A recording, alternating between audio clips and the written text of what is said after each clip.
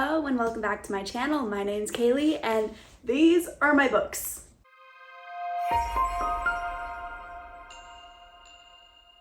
So today I have a horror book haul / horror book TBR video. Some of these books are recently purchased, which is why some of them are a haul, but I also just wanted to talk about some other books that I already own that have been sitting on my shelves that I really would like to read sooner rather than later. This video is in honor of 72 hours in the Haunted House readathon, which is starting today, the day that I'm posting this, Thursday at 7 p.m. and going until Sunday at 7 p.m. I'll link the announcement video down in the description box below. And so of course I'm hoping to read some of these horror books for that readathon. However, I'm talking about 16 books in this video, and there's no way I'm reading 16 books for the readathon. It's a 72-hour readathon. That's not happening. So this video is also just a general video talking about horror books that I'm excited to read, which may or may not get read in the next 72 hours. So I'm going to first start with the books that I recently hauled, the first of which is The Nightmare Man. Doesn't this cover look so cool? I love the cover. This book I'm super excited about because it seems like it is about a horror writer who has recently finished writing his book called The Scarecrow. But police and detectives start being very suspicious of him when it seems like crimes similar to what he's written about in his horror book start to happen in real life. And it seems like this book takes a bit of a supernatural turn, as in the synopsis, it seems like there's some like magic thing going on with his family that he might have unknowingly unleashed through writing this horror book. So I'm intrigued. I love the idea of a horror book coming true in real life. There's a book similar to this concept called 8 Perfect Murders by Peter Swanson, where it kind of links horror fiction with true happenings in reality, and I loved that book, so it's kind of giving me some similar vibes, but even better if it turns supernatural. I mean, it looks like maybe we're gonna get a creepy scarecrow man. I don't know, it's giving me Freddy Krueger on the cover. I love it, so I'm excited to get to this eventually. Next book I have is The Taxidermist's Lover. I got this in a Twisted Retreat box recently, and this book is so beautiful. Look at the pages. Gotta show you the foiling on the cover. So freaking cool. Love it so much. And then the back, beautiful. This book is also really short, so it would work for a readathon. It is less than 300 pages, only like 230-ish pages. Perfect for a short readathon. But basically the premise of this book is we have a woman who falls in love with a taxidermist, and he's a very competitive taxidermist, creating new creations through taxidermy. Creepy right away, but apparently these taxidermy creations start creeping into her nightmares and possibly creeping into her life in ways she did not anticipate. The concept of taxidermy, while I understand it is normal for some people, it creeps me out. It really, really creeps me out. I don't like the concept. I don't like the idea. I don't like the creations. Like, it is just creepy. So a book about taxidermy, I'm here for it because I think it's gonna creep me out without having to try too hard. Next up, I recently got Annihilation. This book is another really short horror book. It's like less than 200 pages.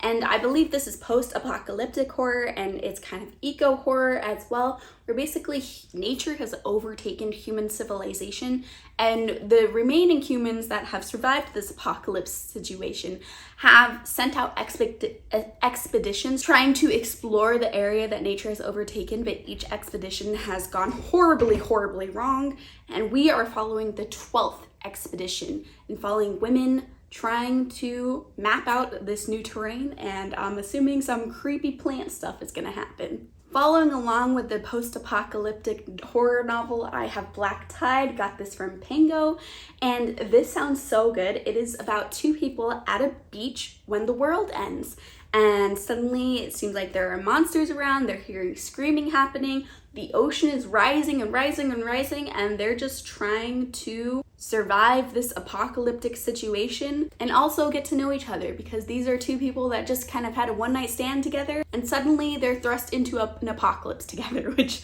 sounds like a great romance novel setup too. I don't think this novel is gonna lean romance, but I'm intrigued nonetheless. Next up, I also bought from Pango Mapping the Interior by Stephen Graham Jones. This is just a very short novella. It's only 100 pages about. Stephen Graham Jones is one of my favorite horror authors of all time. I've loved all of the books that I've read by him, and so I'm excited to try out Mapping the Interior. Mapping the Interior is about a 15-year-old boy that thinks he is seeing like weird things happening in his house and weird people in his house that aren't actually there, and then it turns out that the house is bigger and deeper than he knew.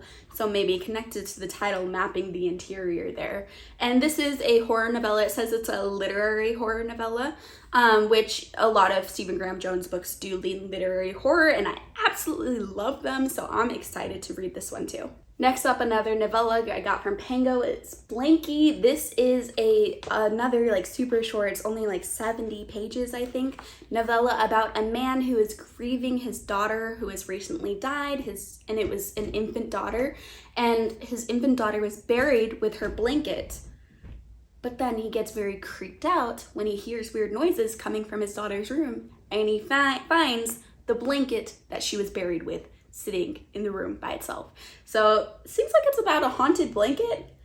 I am not sure how that works, but I'm excited to find out. Another novella I got from Pango is The Roots Have Dug Into My Heart. Very cool cover. And this is a novella, only 100 pages, about a kid that goes missing but then is found. And so the single mom at first rejoices that her daughter has been found and returned to her, but then her daughter seems weird, her daughter seems creepy, and while it may look like her daughter, it might not actually be her daughter. And then the last book that I recently hauled is Sundial, and I'm so excited for this. This cover is like one of the best covers I've ever seen on a book before. I love the combo of purple, pink, and blue. So pretty together, but also so creepy with that skull on it and the snake in the skull. I love it so much. I'm excited to just like have this on my shelves. I definitely need to face it outward so I could see the cover all the time. I loved The Last House on Needless Street, gave it 5 stars. One of my favorite horror books I've ever read, so I'm excited to experience Sundial. And I have heard that this book is super weird, and I'm a fan of weird horror. And this seems like it's another book that focuses on a mother and a daughter relationship, and the daughter is acting really weird, collecting bones and stuff, and so the parents start getting concerned, so the mother takes the daughter back to where the mother grew up to try to like reset the daughter, get the daughter back in a better frame of mind. But then the daughter seems to be discovering some secrets that the mother might have at the mother's home location. And so it seems like the mother is creeped out by the daughter and the daughter is creeped out by the mother. But I've heard that this book goes in some really, really weird directions, and I don't know much more beyond that. I'm excited to find out though. This is definitely a book that I need to prioritize sooner rather than later, just so I could experience what everyone else means when they read this and say, dang, that was weird. Okay, now moving into the horror books that I've already owned, but do want to get to sooner rather than later. So they are potentials for the 72-hour weekend readathon, depending on what prompt I spin on the wheel. First of which is Fullcroft Ghosts by Darcy Coates. This is on my official TBR for February. I got it in my TBR game. I'll have that video linked below too. So this, out of all the books so far, is the one that I want to prioritize the most because I need to read this book this month. So I might as well read it for this readathon. And while this book looks like a normal length book, there's actually quite a few short stories in the back. So this book is actually only 193 pages, which I put Dead Lake here too. I already read Dead Lake, but this is another scenario where there's short stories in the back and I haven't read the short stories. So another option for the readathon is for me to just read the short stories in this book and the short stories in this book, because together I think the short stories make up about 200 pages of content. So if I combine the two, it's kind of like I'm reading an anthology. But Fullcroft Ghosts is about 2 kids whose mother gets put in the hospital, so they have to go move in with their grandparents, but their grandparents seem creepy, and the house that their grandparents live in is really old and seems like it might be haunted. And so it's just about them discovering family secrets and possibly confronting the supernatural. Next up is a book I got from Twisted Retreat a couple of months ago. It's called When the Night Bells Ring. And again, this is a very, very pretty book. I'm just gonna show you the foiling because I have to. It's beautiful, But this is a post-apocalyptic book about two people that are trying to find water. So they go down in this cave system to try to find water. It's the apocalypse. Water is an important resource. Think like Mad Max. That's what it kind of gives me the vibes of. But the caves might already be occupied by a monster. So it seems like this could be a creature feature book. I mean, of course, I'm not sure because the best back synopsis is just hinting at that, but it's given me creature feature vibes. And I just love post-apocalyptic books, like the concept of them, but I haven't read that many. And Mad Max Fury Road is one of my favorite movies of all time. So the fact that this is a post-apocalyptic situation where people are having to fight for their lives for water, like Mad Max, is just, it's really calling my name. So I'm hoping to get to this ASAP. Next up, I have Pines by Blake Crouch. Blake Crouch is one of my favorite authors of all time. I've given Upgrade, Recursion, and Dark Matter all 5 stars, and this is book 1 in his trilogy that I believe is a sci-fi horror, sci-fi thriller trilogy. I'm counting this as a potential horror option because I've heard that it does lean horror. And the concept for this is basically 2 FBI agents go missing in this small town that from the outside looks like a perfect, idyllic small town. But when our main character goes in search for these missing FBI agents, weird things start happening, and it seems like he's not able to contact anyone outside of the small town, and everyone in the small town starts acting really weird. And so it seems like possibly something science fiction-y is happening in the small town. I'm so excited to read this. This is another top priority one that I really am really hoping to get to this weekend because this has been on my TBR for a while. I only recently bought this like maybe 2 or 3 months ago, but ever since I read Dark Matter like way back in 2020 or 2019 or whenever it came out, I can't remember, I've been wanting to read this trilogy because it just sounds so good and I've never gotten to it. But possibly this weekend is the weekend to read it. Next up, I also have this Eric LaRocca collection of short stories slash novellas. There's a couple ones in here. I think maybe some of them are short story length and some of them are novella length. But it's called Things Have Gotten Worse Since We Last Spoke. I love the cover of this. And honestly, because these are so short and because I've heard that these are so weird, I don't want to read the synopsis for all of these different short stories in here, so unfortunately I am not going to tell you about them. I am so very sorry. You can look it up if you're super curious. But this is one that I'm so excited for, and I love to go into books blind, and that's what I want to do with this book, so apologies, I'm not going to tell you about it, but we can all appreciate how creepy that cover is. You know, one thing I do know about it that could pique your interest a little bit is the title, the novella that the title is for, Things Have Gotten Worse Since We Last Spoke, is told in emails between 2 people. I mean, you can kind of see, or in like messages, it's basically like a mixed media formatting. Here's an example page. So that definitely intrigues me and makes me very excited to get to this. And again, I would like to get to this whole collection this month. I don't know for sure if it'll happen this weekend. I just have to, it depends on what wheel I spin on. But this is one that I would like to read this month. Also one I would like to read for a vlog idea that I have in my head. Another Darcy Coates I have is The Haunting of Rookwood House.